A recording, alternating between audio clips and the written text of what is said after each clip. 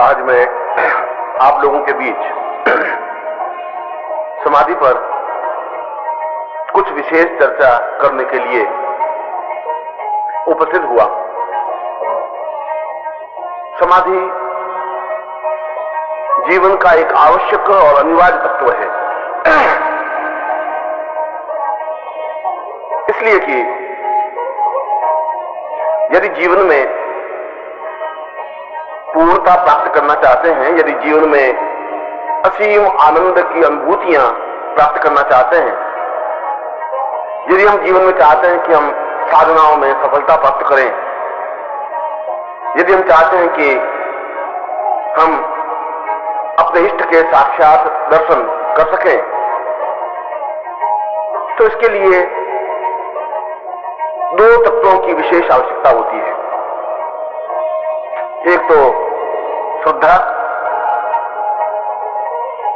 और श्रद्धा का तात्पर्य है जो हृदय से चिंतन अनुभव होता है, वह श्रद्धा है।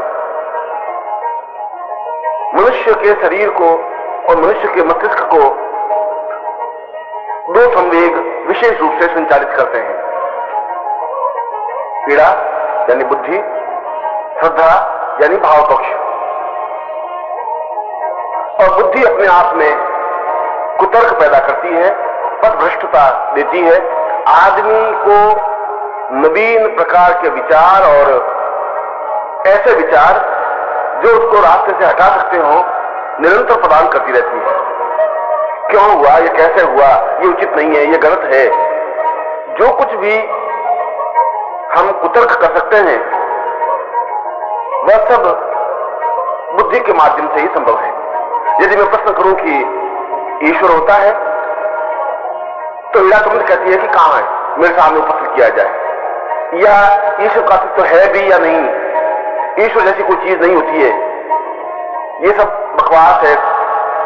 ये सब ईड़ा की वजह से, ईड़ा संवेग की वजह से या बुद्धि तत्व की वजह से होता है। और दूसरा संवेग भाव तत्व है या श्रद्धा तत्व है। श्रद्धा का तात्पर्य किसी के प्रति असीम अनुकूलता अनुभव करना, अपने आप को पूर्ण रूप से समर्पित कर देना और उसे पूर्णता के साथ प्राप्त कर लेने की क्रिया को श्रद्धा कहते हैं। और जहां श्रद्धा होगी वहां ईड़ा नहीं हो सकती। दोनों संवेग एक साथ मानव के मस्तिष्क में संचरित नहीं हो सकते, क्योंकि जहां बुद्धि पक्ष धूमिल होगा वहीं श्रद्धा पक्ष उदय होगा। सारा व्यापार, विज्ञान, लेन देन बुद्धि पक्ष के द्वारा संचालित होते हैं, इसलिए बुद्धि को विज्ञान कहा गया है। मगर जहां ज्ञान की परिभाषा है, जहां ज्ञान का चिंतन है, जहां शास्त्रों का चिंतन है, जहां अनुभूतियों का चिंतन है, जहां देवताओं के दर्शन है और जहां अखंड आनंद में अपने आप को लीन कर देने की क्रिया है, वह तो श्रद्धा के द्वारा ही संभव है।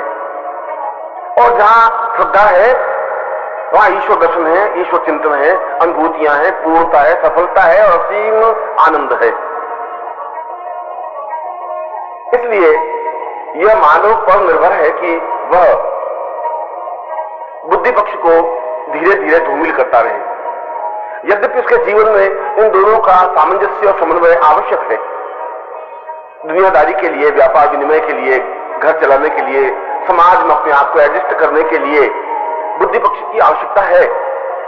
बुद्धि के द्वारा ही विज्ञान में प्रगति हो सकती है।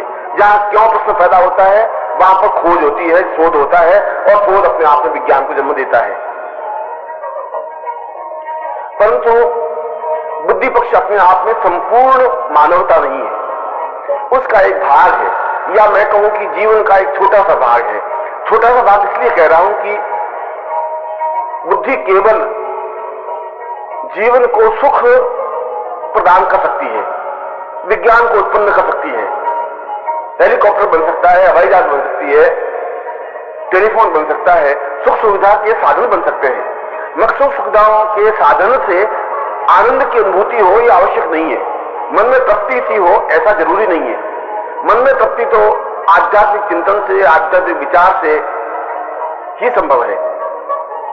और यह आध्यात्मिक विचार केवल मात्र श्रद्धा के द्वारा ही संभव हो सकते हैं। इसका तात्पर्य यह हुआ कि यदि मानव के जीवन में एक साथ पीड़ा और बुद्धि, या यूं कहूं कि बुद्धि और श्रद्धा का एक साथ समन्वय नहीं हो सकता और दोनों का जीवन में आवश्यकता अनुभव होती है, परंतु जो व्यक्ति अपने जीवन को पूर्णता प्रदान करना चाहते हैं, जो अपने जीवन में श्रेष्ठता प्रदान करना चाहते हैं, जो अपने जीवन में असीम आनंद की अनुभूतियां प्राप्त करना चाहते हैं, उनके लिए यह जरूरी है कि वह ईड़ा पक्ष को धीरे धीरे धूमिल करे और अपने श्रद्धा पक्ष को निरंतर अग्रसर करता रहे, बढ़ाता रहे।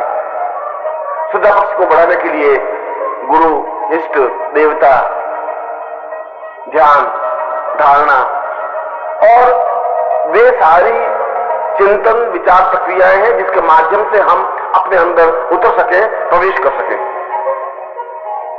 परंतु प्रश्न तो यहां उठता है कि हम बुद्धि पक्ष को धूमिल कैसे करें, हम किस प्रकार से तर्क को न्यून करें, हम किस प्रकार से विचारों को लगाम दें और बिना उनको रोके श्रद्धा पक्ष नहीं वृद्धि हो सकती, श्रद्धा पक्ष नहीं बढ़ सकता।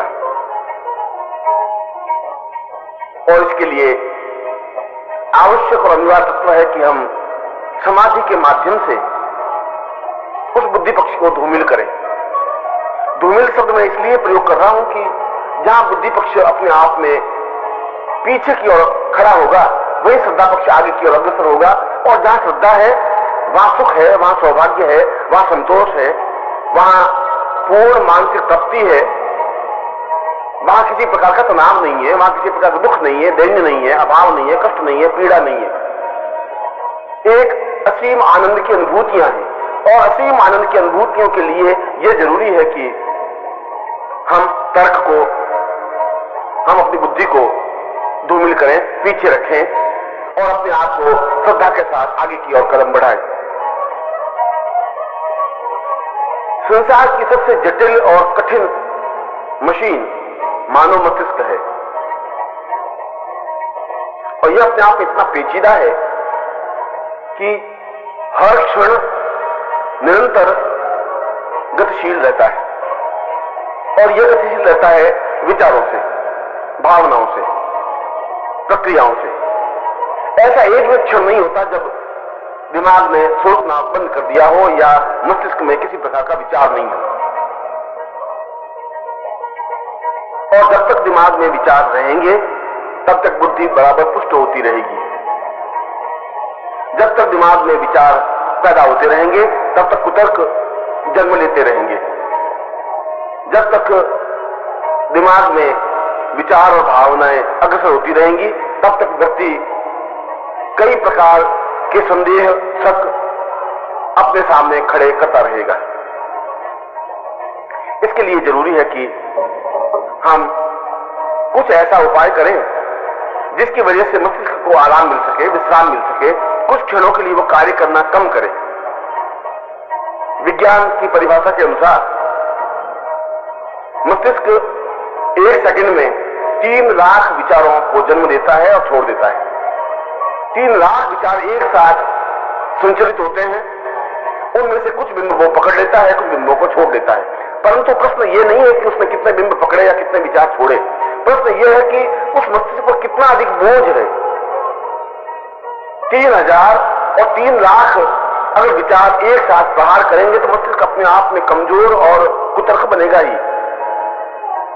क्या कोई ऐसी युक्ति नहीं है, क्या कोई ऐसा चिंतन नहीं है, क्या कोई ऐसा तरीका नहीं है जिसके माध्यम से मस्तिष्क पर पड़ने वाले बोझ को हम कम कर सकें? और इसके लिए यह जरूरी है कि हम विचार शून्य मस्तिष्क को तैयार करें। विचार शून्य मस्तिष्क का तात्पर्य है कि हम कोई ऐसी प्रक्रिया अपनाएं जिसकी वजह से मस्तिष्क में कम से कम विचार उत्पन्न हो। जब कम से कम विचार उत्पन्न होगा तब बाहरी संसार से वह कट जाएगा। जब बाहरी संसार से कटेगा तो अपने अंदर प्रवेश करने की क्रिया करेगा, और जहां अंदर प्रवेश करने की क्रिया करेगा वहां उसे इष्ट के दर्शन हो सकेंगे, ब्रह्मांड की अनुभूतियां प्राप्त कर सकेगा और अपने जीवन के असीम आनंद को प्राप्त कर सकेगा। और इन सब के लिए ये जरूरी है कि थॉटलेस माइंड या विचार शून्य मस्तिष्क अनिवार्य रूप से हो। यहां प्रश्न उठता है कि क्या विचार शून्य मस्तिष्क संभव है? क्या कोई ऐसा तरीका है जिससे कि हम विचार शून्य मस्तिष्क को जन्म दे सकें?